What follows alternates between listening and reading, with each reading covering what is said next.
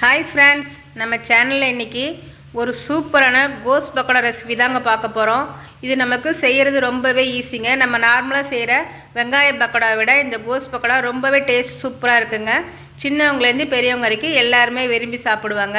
நீங்கள் உங்கள் வீட்டில் ட்ரை பண்ணி பாருங்கள். வாங்க அதை நம்ம எப்படி செய்கிறதுன்னு பார்க்கலாம். நீங்கள் எங்கள் சேனலுக்கு ஃபஸ்ட் டைமாக இருந்தால் எங்கள் சேனலை சப்ஸ்கிரைப் பண்ணிக்கோங்க. நாங்கள் போடுற ரெசிபியில் உங்களுக்கு பிடிச்சிருந்தா லைக் பண்ணுங்கள் ஃப்ரெண்ட்ஸ். வாங்க நம்ம எப்படி செய்யுதுன்னு பார்க்கலாம். இப்போ இதுக்கு தேவையான பொருட்களை நான் எடுத்து வச்சுருக்கேன். பெரிய வெங்காயம் 3 வெங்காயங்க நீல வாக்கில் கட் பண்ணி எடுத்து வச்சுக்கலாம். முட்டைக்கோஸ் வந்து ஒரு 100 கிராம் அளவு முட்டைக்கோஸ் வந்து சின்ன சின்னதாக கட் பண்ணி எடுத்து வச்சுருக்கேன். கடலை மாவு 1 கப் எடுத்து வச்சுருக்கோம். வாங்க நம்ம எப்படி செய்கிறதுன்னு பார்க்கலாம். ஒரு பவுல் எடுத்துக்கோங்க. நல்லா இந்த மாதிரி ஒரு அகலமான பவுலாக ஒன்று எடுத்துக்கோங்க. முட்டைக்கோஸ் வந்து எடுத்துகிட்டு நீல வாக்கில் கட் பண்ணியிருக்காங்க. நல்லா தூள் தூளாக வந்து இந்த மாதிரி உதுத்துட்டு போட்டுக்கோங்க. இப்போ பெரிய வெங்காயமும் அதே மாதிரி இப்படி கையிலே நல்லா தூள் பண்ணிவிட்டு போட்டுக்கோங்க.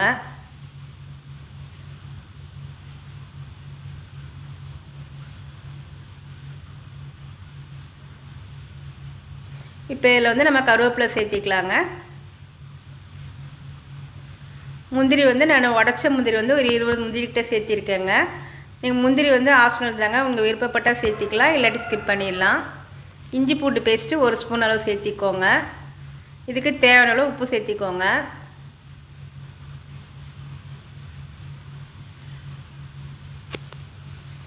மஞ்சப்பொடி வந்து ஒரு 1/4 ஸ்பூன் அளவு சேர்த்திக்கலாங்க.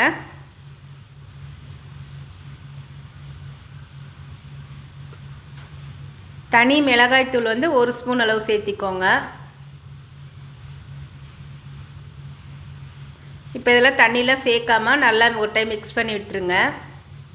வெங்காயத்துலேயே நமக்கு தண்ணி விட்டு வரும், அதனால் நம்ம ஒரு டைம் இப்படி நல்லா மிக்ஸ் பண்ணிக்கிட்டு அதுக்கப்புறம் நம்ம இதில் கடலை மாவு சேர்த்திக்கலாம். நல்லா நம்ம போட்ட உப்பு மிளகாய்த்தூள்லாம் ஒன்றா வர மாதிரி நல்லா மிக்ஸ் பண்ணிக்கோங்க.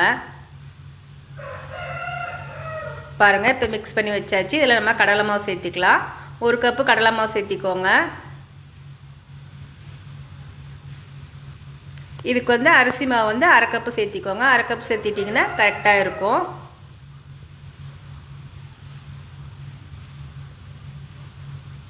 ஒரு சின்ன குழிக்கரண்டியில் 3/4 குழிக்கரண்டி அளவு நான் சூடான எண்ணெய் ஊற்றுறேங்க. இப்போ இதை வந்து ஒரு ஸ்பூன் வச்சு ஃபஸ்ட்டு நம்ம கலந்து விட்டுக்கலாம். ஏன்னா நம்ம சூடான எண்ணெய் ஊற்றிருக்கோம், அதனால் அந்த சூடு ஆறுற வரைக்கும் ஒரு ஸ்பூன் வச்சு கலந்துக்கோங்க. அதுக்கப்புறம் நம்ம கையை வச்சு நல்லா மிக்ஸ் பண்ணிக்கலாம்.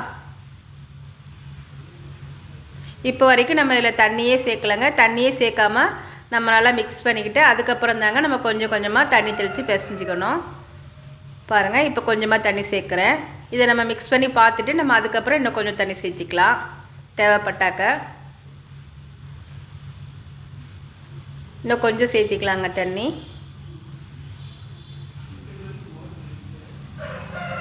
இப்போ மறுபடியும் சேர்த்துட்டு நம்ம பிசைஞ்சு வச்சுக்கலாம்.